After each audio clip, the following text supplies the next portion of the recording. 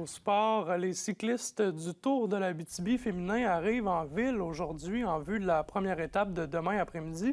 William, ce sera la deuxième fois que les femmes vont participer au Tour. C'était la grande nouveauté de la 55e édition du Tour de l'Abitibi-Glencoe l'an passé. Et avec le succès que ça a été, le Tour féminin revient pour la 56e édition. Et est là pour rester. Il s'étalera jusqu'à lundi prochain avec 4 étapes et un challenge sprint au début de la semaine prochaine. Les étapes du week-end se dérouleront dans le secteur de Rouyn-Noranda avec des départs dans les quartiers de Pressac et de Taschereau. Demain, le coup d'envoi se donnera vers 15h30 à Pressac alors que les cyclistes parcourront entre 70 et 80 km pour arriver tout près de l'aréna Jacques-Laperrière.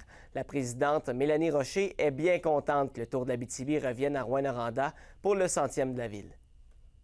On vient faire un beau spectacle à Rouyn-Noranda aux résidents à l'arrivée qui est différent cette année aussi, différent de 2019. On est à côté de l'aréna Jacques-Laperrière, donc belle structure, belle arrivée. On vous attend en grand nombre. C'était une décision conjointe, mais beaucoup de Rouyn-Noranda pour nous qu'on soit ici vraiment en 2026 dans le cadre du 100e de Rouyn-Noranda. Fait que c'est super le fun.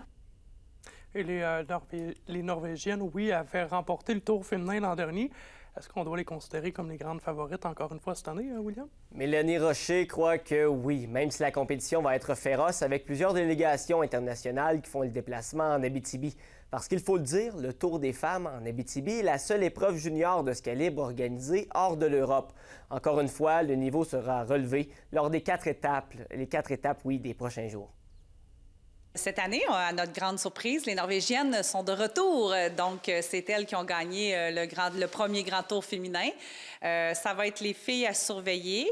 Ensuite de ça, on a le Kazakhstan. Ça fait très longtemps qu'on les a pas eues en équipe homme. Mais là, ils sont présentes en équipe femme. Eux autres, ils s'en viennent chercher des points pour les championnats du monde de Montréal.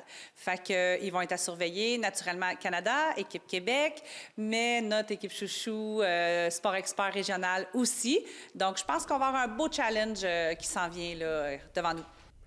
Les citoyens sont donc invités à venir encourager les cyclistes à leur arrivée qui devrait se faire vers 18h demain soir à Rouyn-Noranda et à venir donner un coup de main si vous avez envie de participer en tant que bénévole. Vous serez de la partie. Merci, William. Au revoir.